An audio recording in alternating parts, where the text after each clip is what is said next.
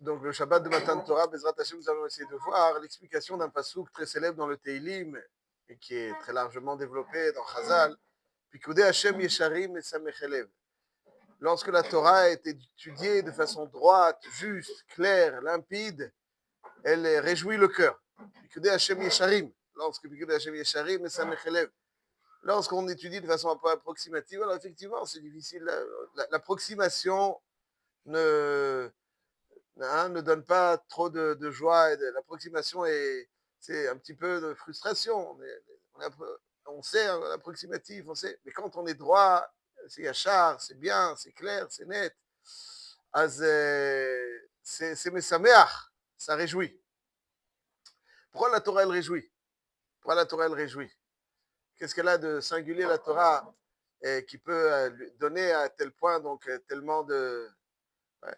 Chazal d'ailleurs nous disent, le Rambam le développe dans Ilchot Isurei Bia, le Rambam, à la fin de Ilchot Isurei Bia, il nous dit, comme tout le monde le sait, que la Torah réjouit, et c'est pas ça qu'elle réjouit, elle donne des sensations qui peuvent, d'une certaine façon, protéger, remplacer même la sensation des harayot.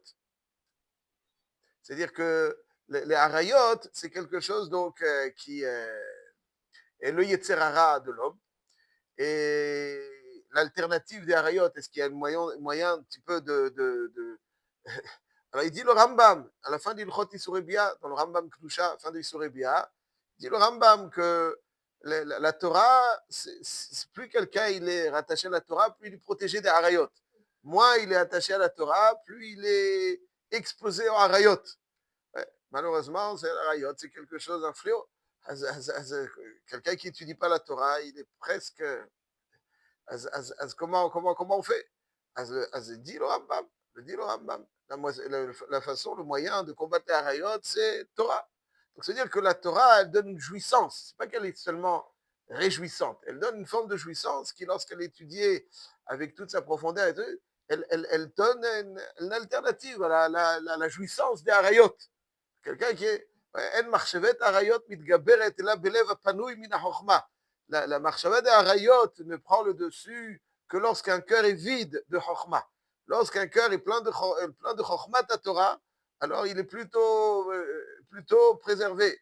Parce qu'il a une forme de jouissance qui lui permet de trouver en la Torah hein. Maïsé dit Ben Azaï, Benafshi Chashka Batorah. Ben Azaï ne s'est jamais marié. Il dit, moi j'adore la Torah. Et ok, t'as la Torah.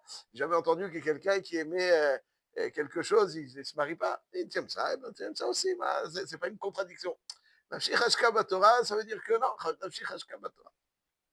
La Torah, donc, c'est sa sgoula. Puis que ils réjouissent. Ils donnent une jouissance très profonde.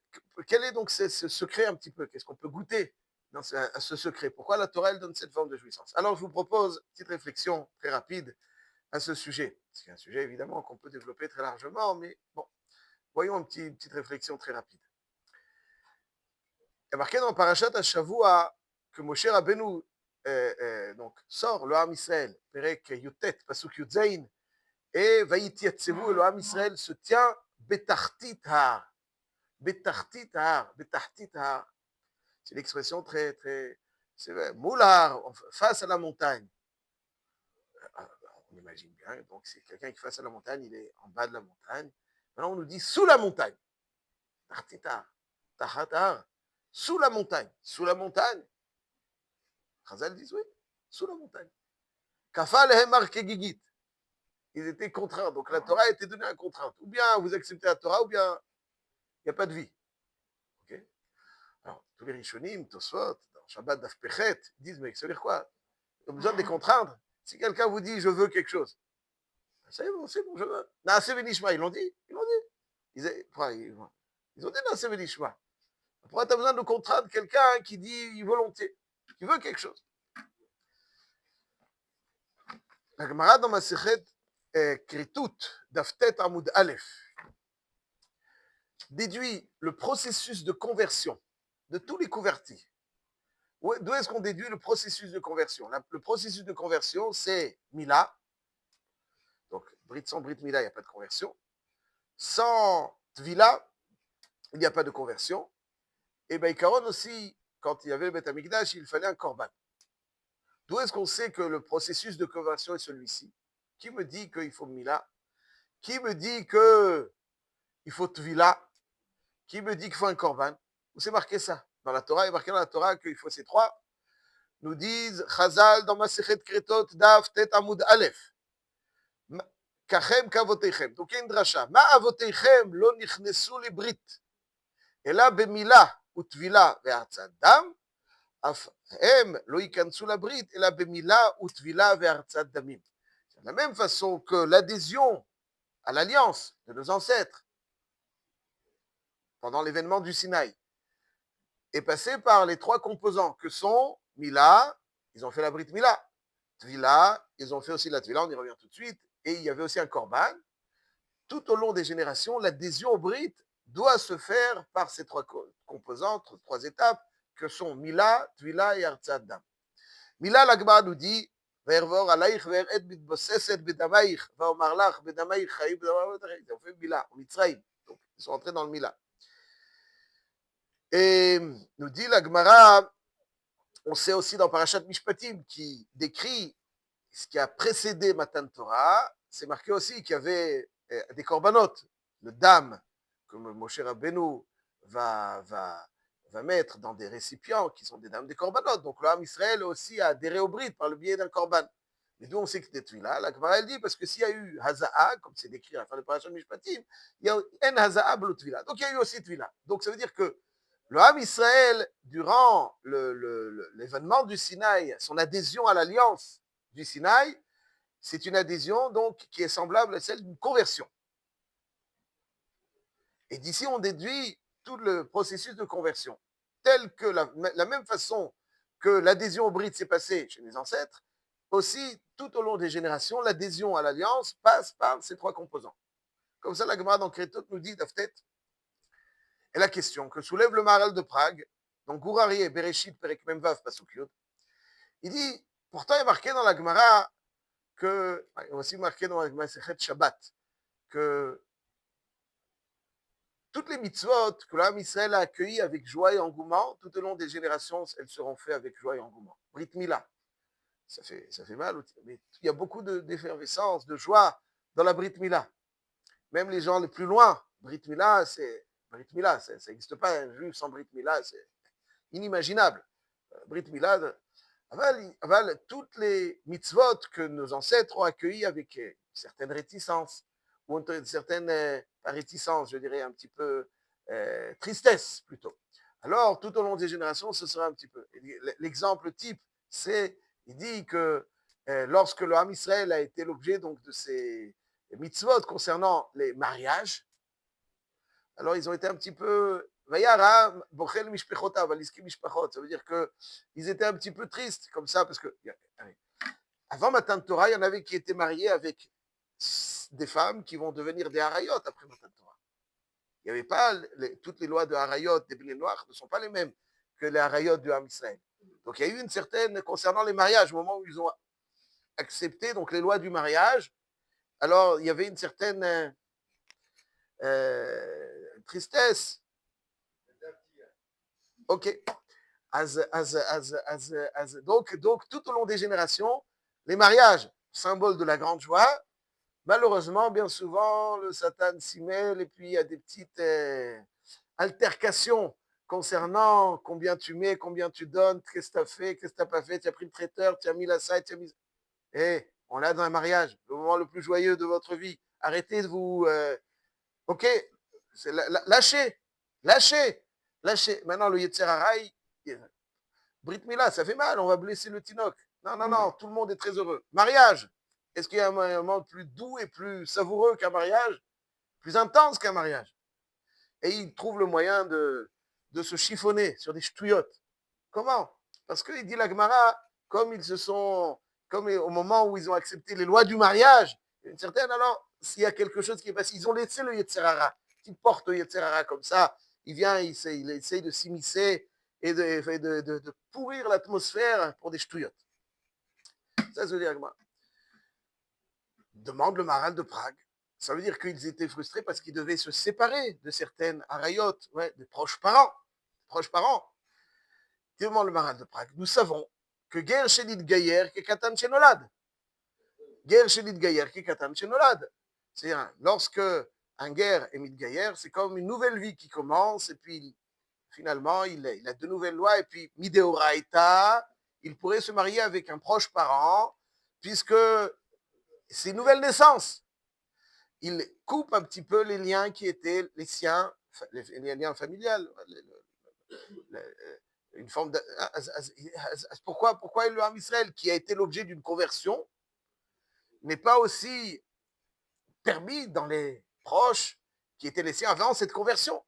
Comme ça demande le Maral de Prague dans Bereshit, Perek Mem Vav, Pasuk Yud. Donc pourquoi il pleurait? Dit le Maral de Prague, parce que c'est vrai. Matan Torah était une guéroute. Mais il n'y a pas la règle de Kekatan Shenolad. Pourquoi? Parce que, je cite, uniquement une guéroute initiée,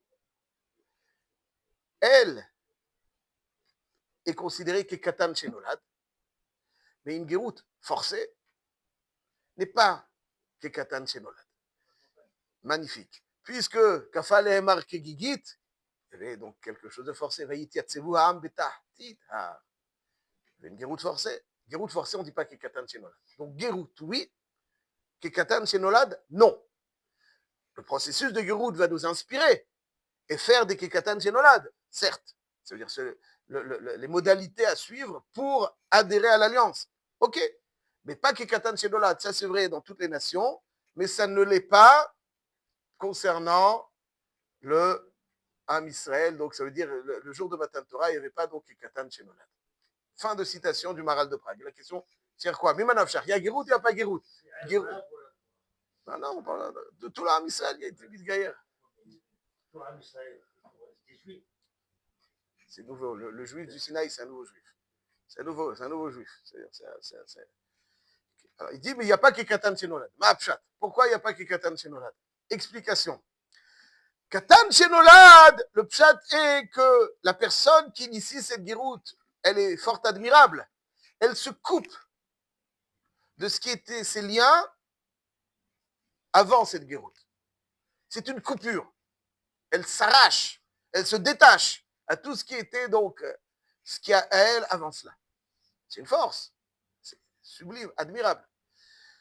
Mais le Ham Israël, lorsqu'il va, entre guillemets, suivre un processus de guéroute, il va révéler ce qui est son attache la plus profonde. Ils adhèrent à ce qui est donc l'essence de leur être.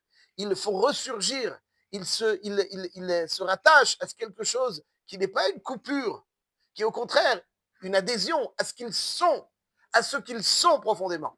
Et Hachem leur a montré que cette adhésion à leur complément vital, à ce rattachement vital, c'est comme un téléphone. Si tu ne le branches pas à un moment, c'est fini. Eh bien, Kiviyachol, évidemment, non, d'une certaine façon, le Ham Israël, Hachem leur a montré, écoutez, vous rattachez, vous continuez à vivre. Vous ne rattachez pas, pourquoi? Parce que c'est c'est l'élément qui vous génère, c'est votre source de vie, c'est ce qui vous alimente. Donc vous êtes obligé. Donc, Kafal est marqué Gigit, ça ne veut pas dire qu'ils ont dit non, non, non, on ne veut pas, est obligé. Ou bien qu'on aurait pu envisager un seul instant, ils disent non, non, ça y est, on se rétracte. Non, le Maharal dit, dans son introduction à Or Hadash, il dit le Maharal, Kafal est marqué Gigit, ça veut dire c'est ce qui est décrit, donc c'est que le Ham Israël a vu le caractère contraignant de Matan Torah. Il n'y avait pas d'alternative. C'est pas un qu'Hachem les a obligés. Ils ont vu, voilà, il y a la Torah. Sans Torah, on n'existe plus. C'est pas un qui dit, bon, on aurait pu vivre sans la Torah, mais on a décidé d'être. Non, ils ont vu, leur a été révélé l'essence des choses, qu'il n'existe pas sans Torah. Ça, c'est quand même. Donc finalement, cette adhésion est une adhésion forcée, mais pas forcée dans le sens où contre la volonté. Forcée, c'est contraignante, obligatoire. Donc, ils se sont rattachés à ce qui fait partie, ce qui complète leur essence, ce qui alimente leur essence. Ils ne se sont pas détachés de quoi que ce soit pour se rattacher. Au contraire, c'est obligatoire, c'est ce qui nous correspond, c'est ce qui nous complète, c'est ce qui nous fait vivre. C'est obligé, il n'y a pas de moyen. Quand tu es dans une état d'esprit pareil, quoi, tu t'es arraché de quoi que ce soit, tu t'es rattaché à ce qui te correspond. Kafalé, marqué Guigui, c'est-à-dire, ils ont vu, sans Torah, il n'y a pas de vie. Sans Torah, il n'y a pas de monde. Sans Torah, il n'y a pas d'âme Israël. Kafale marqué Gigit. Sans Torah, il n'y a pas de monde. Dans Torah, il n'y a pas de juifs. Dans Torah, il n'y a rien. Donc, Kafale marqué Gigit, c'est pas qu'ils ont, peut-être, on aurait pu dire non. Il n'y a pas de nom. Tu peux pas dire non. Ki hu chayechem. Ki hu chayechem. Ki hem chayenu ve'orachavenu. Quoi, c'est du blabla. Ki hem chayenu ve'orachavenu. Ki hem chayenu. Quoi, c'est chayenu. Hem chayenu. Hem chayenu. Pshuto kemashmao. Ça, c'est Kafale marqué Gigit. Kafale marqué Gigit, le pshat dit que ça c'est correspond. Donc, dit le Maharal, c'est vrai qu'il y a une adhésion, certes, mais pas une adhésion vers quelque chose qui est nouveau, qui finalement nécessite une coupure avec un passé pour une nouvelle adhésion, une nouvelle forme. C'est la compatibilité vitale qui a été révélée ce jour de Matan Torah.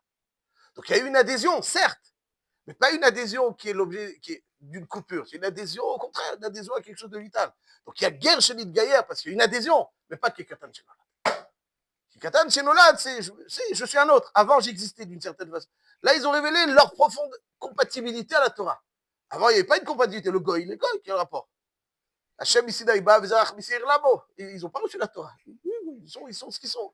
Aval, là, c'est une nouvelle compatibilité. C'est révéler sa compatibilité profonde. Ça, c'est le yesod de Kafale Mar Kegigit. Ça, c'est Kafale Mar Kegigit.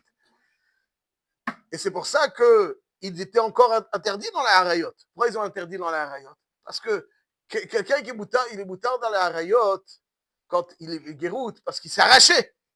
Enfin, ils ne se sont pas arrachés. Ils ne sont pas arrachés, c'est pas Katan Shenolad. Ils ne sont pas arrachés. Donc, mais là, ça, c'est le yesod.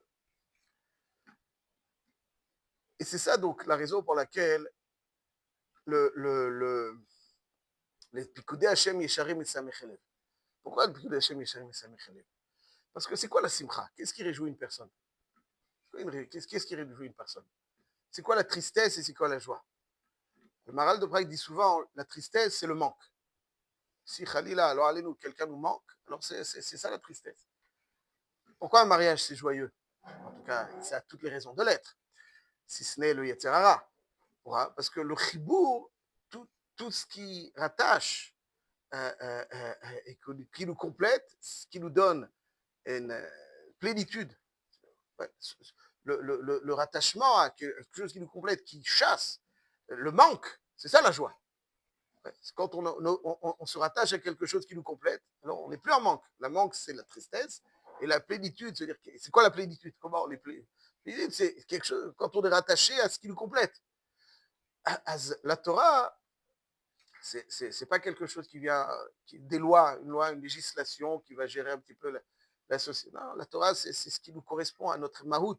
Donc notre mahout, elle est chassera, elle est manquante, inéluctablement. Elle est comme ça, elle est comme manquante. C'est comme ça, elle est manquante. Quand tu mitrabères, là tu mitrabères quelque chose qui correspond à ta vie, qui est ton correspondant, ton complément vital. Donc ça peut être que Bessimcha, parce que tout rattache à quelque chose de vital, un correspondant vital qui génère de la vie, il donne de la joie. Ça, c'est la Torah. Plus quelqu'un est rattaché à la Torah, plus il se rattache à quelque chose qui son complément vital. Et comme tout mariage, qui est rattachement à un complément vital qui génère de la vie, la Torah, c'est aussi un rattachement à un complément vital qui génère de la vie. Et c'est ça donc le yesod, la raison pour laquelle la Torah, elle est Messam Chelev. Mais attention, il faut avoir un bon chibour. Pour avoir un bon chibour, il faut que les paroles de Torah soient yachar, soient droites, soient justes, soient profondes, soient limpides. Ça, c'est le Bikud Hashem Mesharim Messam Chelev.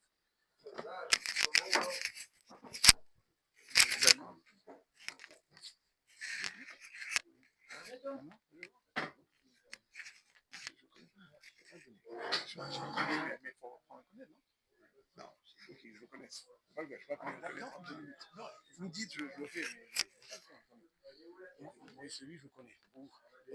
Vous êtes mon. Comment le dire?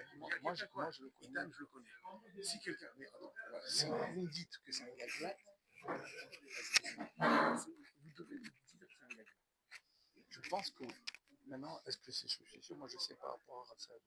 Je sais par rapport à il fait 600 jours. Le rab, il mange. Parce que non, vous voyez ce que je veux dire. Je sais que le rab, il ne mange pas si c'est pas il ne mangera jamais de la que ce soit. Donc, je sais que ça depuis des années. Je sais pas. Moi, je pense que oui. Sinon, je même pas devrais penser à vous penser. C'est non.